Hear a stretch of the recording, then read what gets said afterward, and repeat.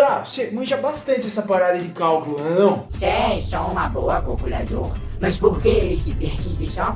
Nossa, que português rebuscado é esse? Tá lendo Graciliano Ramos? Não, mas espera.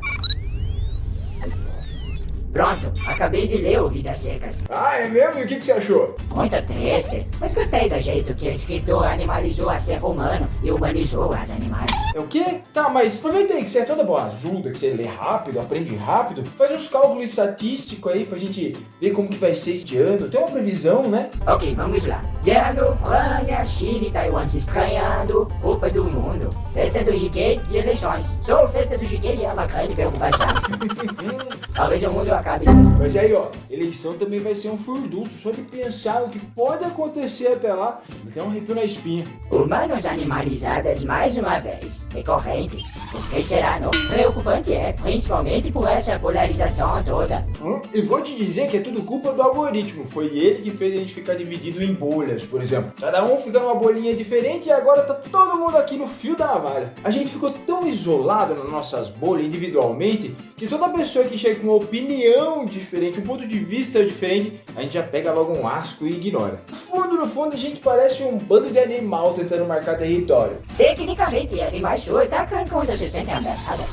Vocês também, aliás, vocês também são animais. Mas por que opiniões são tão importantes para vocês humanas? Já vi até pessoas perderem a vida. Acho que no fundo a gente tem medo de tudo que é diferente, sabe? A gente fica meio que com receio que se alguém chega e tenta mudar o nosso ponto de vista. Acho que as pessoas pensam que elas são vulneráveis, manipuláveis, fracas, sabe? Olha, sinceramente não entendi nada. Porque eu, como máquina, sou instruída a lidar com fatos e não opiniões. E no fundo é isso que a gente tinha que fazer. Mas acontece que eu acho que as pessoas estão tão cansadas ali na correria da vida que, sei lá, fica com preguiça de estudar, pesquisar ou então querer saber sobre essas coisas. E também não é tão fácil pra gente aprender da forma que você aprende, por exemplo. Nós humanos a gente precisa pesquisar, estudar, verificar, depois aprender. Sem falar também que nem ensinam a gente a fazer isso direito na escola. A gente meio que cresce copiando as ideias de quem tá em volta da gente. Não só as ideias, mas muitas vezes até as atitudes. Basicamente na escola a gente não é formado pra analisar e ter um pensamento crítico. E não me pergunta por quê. Por quê? Eu disse exatamente isso. Por que não perguntar o porquê? Porque eu não sei, uai. Eu acho que todo mundo pensa que é meio óbvio o pensamento crítico. Eu acho que todo mundo pensa que tem um pensamento crítico. Só que no fundo a gente se engana, porque a gente não tem. A gente não cria um pensamento crítico, a gente copia. Que profundo. Bem, você tá no meio da polarização. E vai viver tudo isso aí no fim do ano? Já escolheu seu lado? Já sim, e você? Mano, eu não posso ir na festa do GK. Não, nem eu vou, bobinho. Então, do que você tá falando? Do tema do vídeo, doida, direita ou esquerda? Mano, eu não voto nem no Big Brother porque eu sou um robô. Eu sei, mas eu fiquei curioso pra saber, sei lá, que lado a máquina escolheria. Eu não sei muito bem sobre isso, mas depois entrar lá na Google, vou pesquisar o regime desse termo. Pera, essa você não precisa pesquisar, deixa comigo, eu sei, eu posso te explicar. Tudo bem, eu já pesquisei mesmo, mas quero ouvir de você, porque senão esse vídeo acaba aqui, né? Grossa. Seguinte, a parada começou lá na Revolução Francesa, no século XVIII. E eu gosto de dizer que a Revolução Francesa foi a primeira vez na história que o pobre entendeu que ele era pobre e foi um chabu, menina, morreu uma porrada de gente. O povo revoltado foi lá, dominou a Bastilha e, olha, esse castelo ficou pequeno, hein? Reza a lenda que a divisão do campo político entre direita e esquerda surgiu nesse período, enquanto rolavam as assembleias. E nessas assembleias, o lado direito ficava com uma galera rica. Não que todo mundo fosse rico, mas a grande maioria era. Essa galera defendia o rompimento do absolutismo e o fim das estruturas do antigo regime. Calma que eu explico. Essa galerinha aí que ficava sentado do lado direito na Assembleia, eles queriam basicamente mudar a organização do governo, tendo assim uma menor interferência do Estado na economia. Mas por outro lado, eles mal discutiam sobre a expansão dos direitos da sociedade. Não que essa galera não falasse sobre isso, acontece que esses direitos expandidos para a sociedade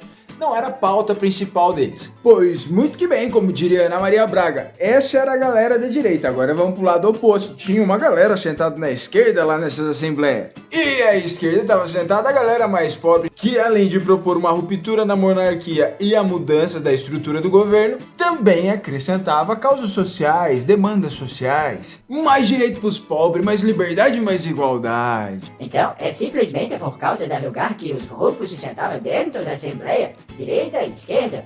É por isso que não é em cima, é embaixo. É por isso, mas não só por isso, tem muito mais coisa aí por meio. A Revolução Francesa aconteceu no século XVIII e foi necessário o desenvolvimento de todo um corpo teórico durante toda essa passagem de tempo até chegar nos dias de hoje. De esquerda tivemos pensadores e teóricos como Karl Marx, Friedrich Engels, Mikhail Bakunin, Pierre-Joseph Proudhon. Já os pensadores que moldaram as teorias de direita, temos aí Edmund Burke, Alexis de Tocqueville e Thomas Carlyle. Todos esses caras que eu falei são bons exemplos, mas eles não podem e nem devem ser considerados fora do contexto do tempo, do período histórico que eles existiram. Considerar a literatura dessas pessoas fora do contexto histórico que elas estavam é burríssima. E além da Revolução Francesa, durante todo esse período, teve outros acontecimentos históricos que moldariam essa polarização entre direita e esquerda. Por exemplo, a Revolução Russa, que de início foi orientada pelas ideias de Karl Marx e de Friedrich Engels,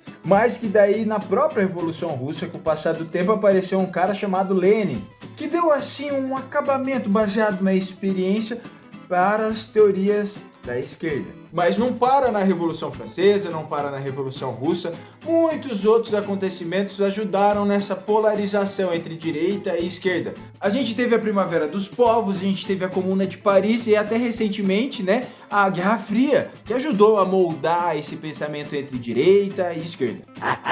Mas agora é o momento em que eu faço você perder inscritas. Se é que já não levou uns dislike, me diga de uma vez por todas o que significa ser de direita e o que significa ser de esquerda.